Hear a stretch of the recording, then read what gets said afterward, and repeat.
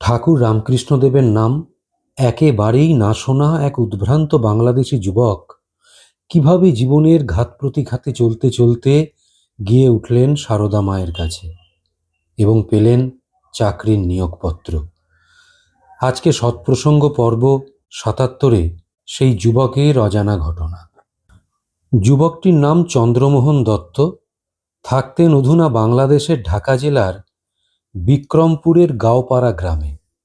গৃহস্থ একান্নবর্তী পরিবার ছিল তাদের। পুকুর, আম কাঁঠালের বাগান সহ কয়েক বিঘা জুড়ে ছিল তাদের বসত বাড়ি। পারিবারিক কোনো কথায় অসন্তুষ্ট হয়ে ১৯১০ সালে চন্দ্রমোহনবাবু চলে আসেন কলকাতাতে। তখন তার বয়স মাত্রই ৩০। এসে উঠেছিলেন বরদা কালীকুমার দত্তের বাড়ি। একটা কাজ জোটালেন খাবারের দোকানের হিসাব লেখার। টিকতে পারলেন না। তার ভাষায় কয়েক মাস ঘরের খেয়ে বনের মোষ তাড়িয়ে চাকরি ছেড়ে দিয়ে নিজেই শোভাবাজারে একটা ঘর ভাড়া নিয়ে মুদিখানার দোকান খুললাম। হঠাৎই একদিন দেখলেন কে বা কারা তার এই দোকানের সামনের দরমার ওপর ভুসিকালি দিয়ে লিখে দিয়ে গেছে, আগামীকাল রবিবার বেলুর মঠে শ্রী শ্রী রামকৃষ্ণ পরমহংসদেবের জন্মোৎসব হইবে, আপনারা দলে দলে যোগদান করুন। আগেই উল্লেখ করা হয়েছে এর আগে চন্দ্রমোহনবাবু ঠাকুরের নাম শোনেননি, তাই ভাবলেন কোনো মহাপুরুষ হবে, নইলে এইভাবে লেখে কেন। তার পাশের দোকানের বৃদ্ধ ভদ্রলোককে এই ব্যাপারে জিজ্ঞেস করে তিনি জানতে পারলেন যে হ্যাঁ, বেলুর মঠে গেলে প্রসাদ পাওয়া যাবে, যত ইচ্ছে খিচুড়ি, লুচি, বোঁদে খাওয়া যেতে পারে। ওনার কাছ থেকেই বেলুর মঠে যাবার পথনির্দেশ নিয়ে নিলেন। বাড়ি না ফিরে চন্দ্রমোহনবাবু ৫ পয়সার মুড়ি বাতাসা খেয়ে নিজের দোকানের রোয়াকেই শুয়ে রইলেন। তিনি নিজে লিখেছেন, কিছুতেই রামকৃষ্ণ নামক পরমহংসকে মাথা থেকে সরাতে পারছি না। ঘূর্ণি জলের মতন মাথায় কেবল ঘুরপাক খাচ্ছে তো খাচ্ছেই। তখন ঠিক করলাম, পরমহংসদেব যখন মাথা থেকে যাবেনই না, তখন তার কথা চিন্তা করেই রাতটা কাটিয়ে দিই। রাতটা তো কাটলো। সকালে উঠে হাটকোলার ঘাটে গিয়ে স্নান করলেন। একটা চাদর গায়ে জড়িয়ে চললেন হাইরিটোলা ঘাটের দিকে। ১০ পয়সার রিটার্ন টিকিট কেটে উঠলেন স্টিমারে।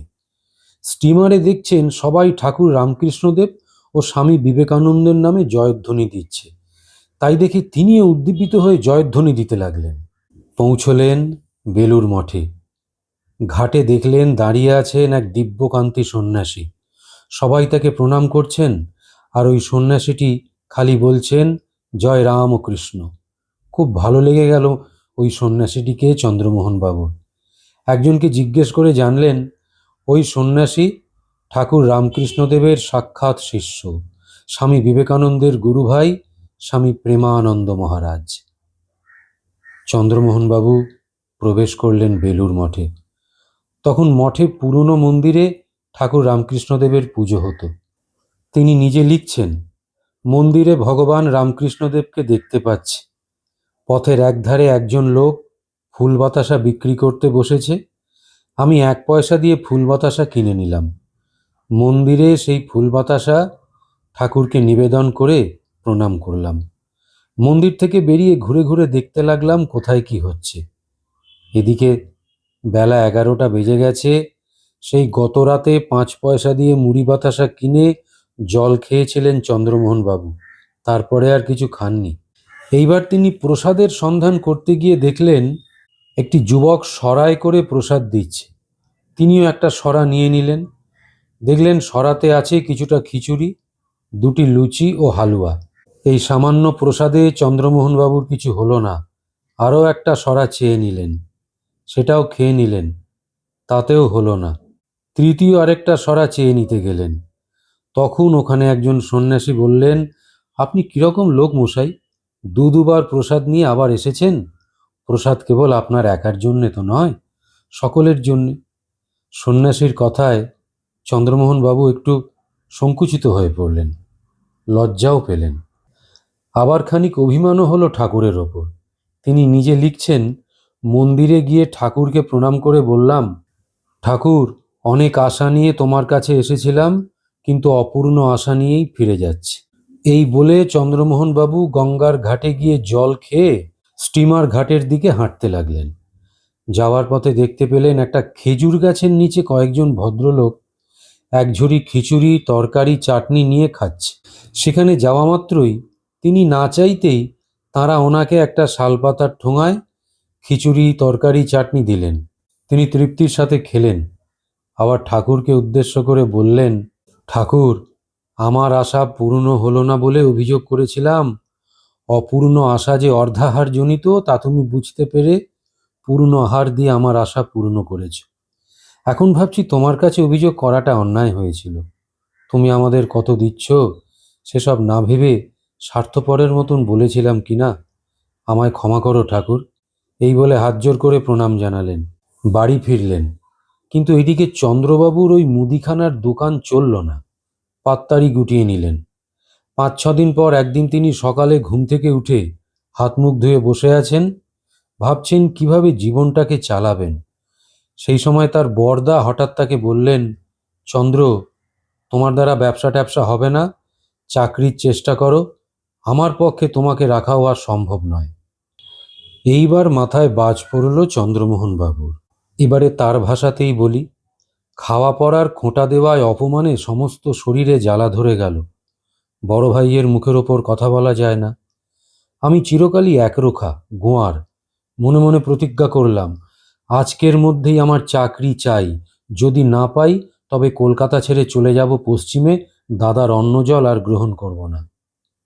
এইসবের মধ্যেই তার হঠাৎ মনে পড়ে গেল যে বেলুর মঠে তিনি যখন গিয়েছিলেন তখন শুনেছিলেন রামকৃষ্ণ মিশন বিপদগ্রস্ত মানুষকে সাহায্য করে। তিনিও ভাবলেন, আমি তো বিপদের মধ্যেই আছি। হঠাৎই ভাবলেন যে বেলুর মঠ ছাড়া কোথায় আর রামকৃষ্ণ মিশন আছে তা তো আমি জানি না। তিনি তখন ঠাকুর রামকৃষ্ণদেবের নাম নিয়ে রামকৃষ্ণ মিশনের খোঁজে হাঁটতে লাগলেন। পথের লোককে জিজ্ঞেস করতে করতে চলছেন তিনি। হঠাৎই একজনের থেকে জানতে পারলেন বাগবাজারে রামকৃষ্ণ মিশনের একটি শাখা আছে, হেড অফিস বেলুর মঠ। এইবার একটু আশার আলো দেখতে পেলেন। বাগবাজারে এলেন। খোঁজ করে করে বলরাম বসুর বাড়ির কাছে গিয়ে দেখলেন একজন হিন্দুস্তানি দারোয়ান টুলে বসে আছে। দারোয়ানকে বললেন, আমি সাধুর সঙ্গে দেখা করব।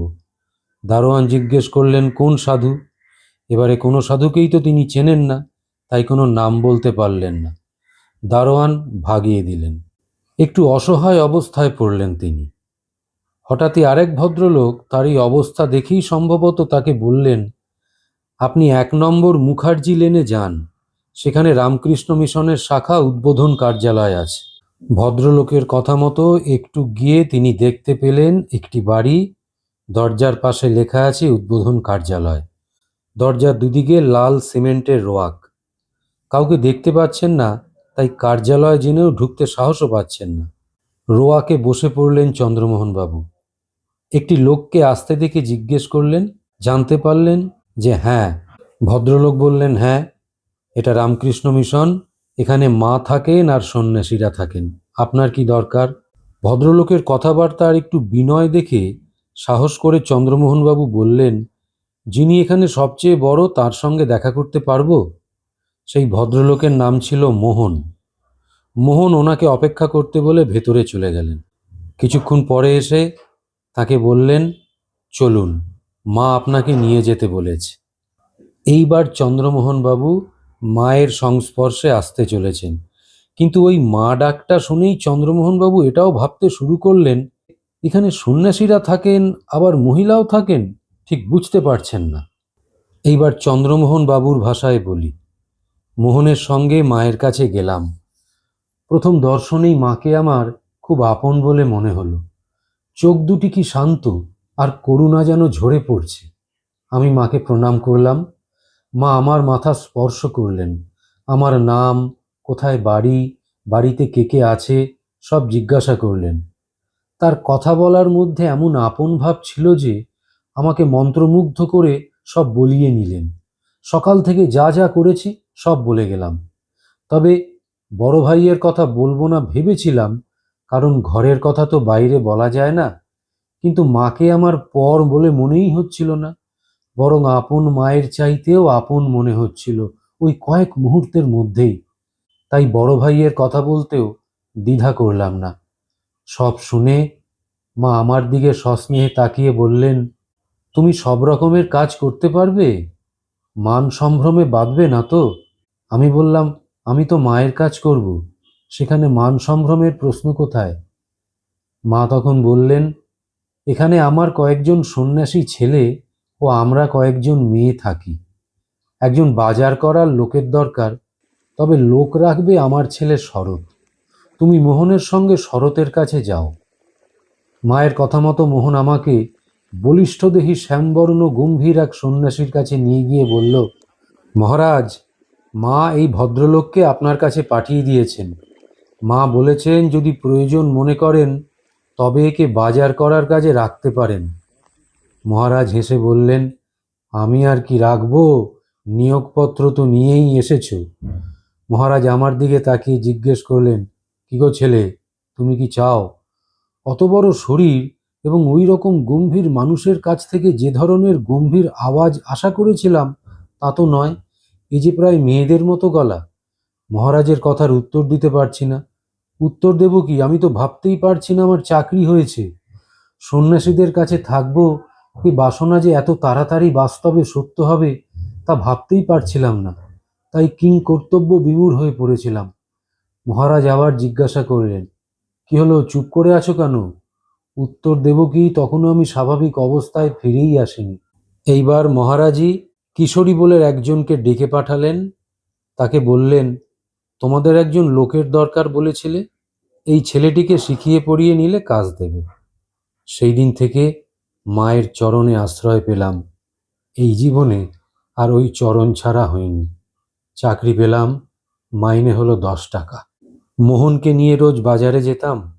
কিছুদিন বাজার করার পর মহারাজ আমাকে উদ্বোধনের বই প্যাক করা ও বিক্রি করার কাজে লাগালেন। অসহায় অবস্থায় পড়ে যাওয়া চন্দ্রমোহন বাবু এইভাবেই মায়ের চরণে আশ্রয় পেলেন, সাথে চাকরিও। এই চন্দ্রমোহন বাবু কিন্তু মায়ের কাছ থেকে মহামন্ত্রও পেয়েছিলেন। তাই উদ্বোধন তখন থেকে আর তার কাছে কেবল কর্মক্ষেত্র নয়, গুরুবাড়িও। আজ তাহলে এইখানেই থামলাম। ঠাকুর, মা, স্বামীজি আপনাদের মঙ্গল করুন। নমস্কার।